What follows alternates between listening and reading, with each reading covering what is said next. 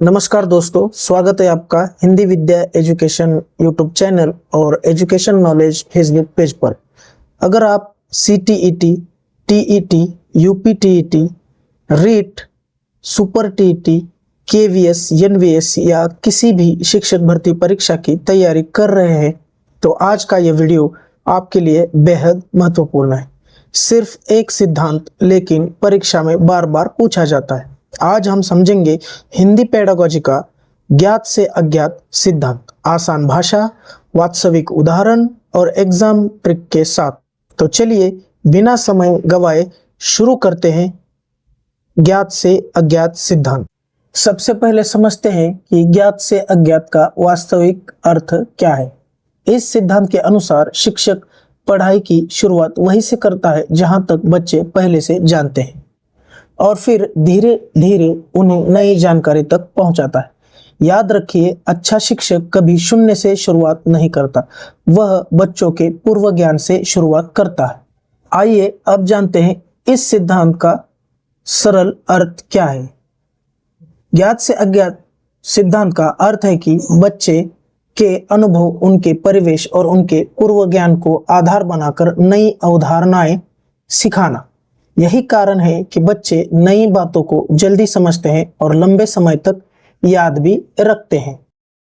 आइए जानते हैं इस सिद्धांत का मनोवैज्ञानिक आधार। अब प्रश्न उठता है, यह सिद्धांत इतना प्रभावी क्यों माना जाता है? क्योंकि हमारा मस्तिष्क नई जानकारी को पुराने ज्ञान से जोड़कर अधिक आसानी से सीखता है। जब नया ज्ञान पहले से सीखी हुई बातों से जुड़ता है तो सीखना अर्थपूर्ण, सरल और स्थायी बन जाता है। आइए इसे एक आसान उदाहरण से समझते हैं। यदि बच्चा घर शब्द जानता है तो शिक्षक उसे घरौंदा, ग्रह और आवास जैसे नए शब्द सिखा सकता है।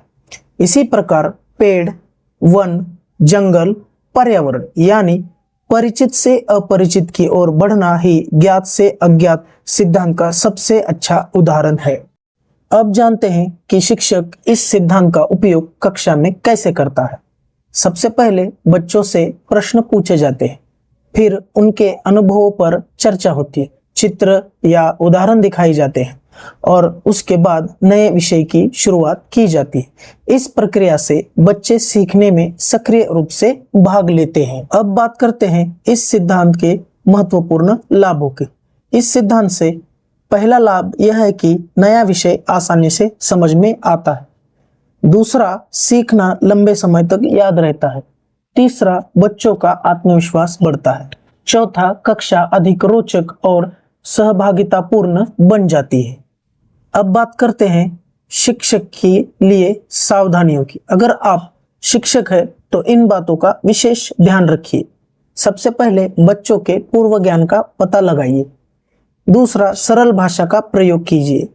स्थानीय और जीवन से जुड़े उदाहरण दीजिए और हर नए विषय को पुराने ज्ञान से अवश्य जोड़िए। यही प्रभावी शिक्षण की पहचान है। अब बात करते हैं परीक्षा में यह सिद्धांत कितना महत्वपूर्ण है। बस इन 4 शब्दों को हमेशा याद रखिए: previous knowledge, child centre teaching, meaningful learning, permanent learning. CTET, TET, UPTET, REET, STET परीक्षा में यह सिद्धांत अक्सर पूछा जाता है। पूर्व ज्ञान को आधार बनाकर नए विषय की शुरुआत करना परीक्षा का मुख्य केंद्र बिंदु है। अब एक गोल्डन टिप, कक्षा की शुरुआत कैसे करें। यदि आप पढ़ाना शुरू कर रहे हैं तो सीधे पाठ मत पढ़ाइए। पहले कोई प्रश्न पूछिए, कोई चित्र दिखाइए या बच्चों के अनुभव को जानिए। याद रखिए, पूर्व ज्ञान ही नए ज्ञान का सबसे महत्वपूर्ण आधार है। यही यह सिद्धांत सिखाता है।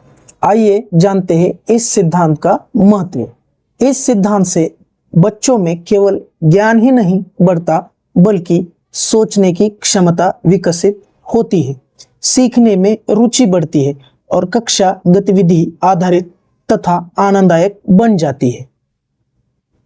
आइए अब बात करते हैं इस सिद्धांत पर पूछे जाने वाले संभावित प्रश्नों की और आपकी तैयारी चेक करने की।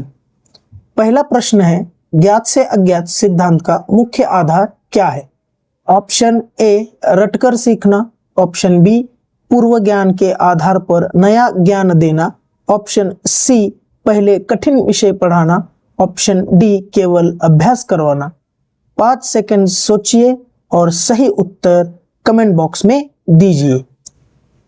एक और महत्वपूर्ण प्रश्न, यदि शिक्षक बच्चों के दैनिक जीवन के अनुभवों से नया पाठ शुरू करता है तो वह किस सिद्धांत का पालन कर रहा है?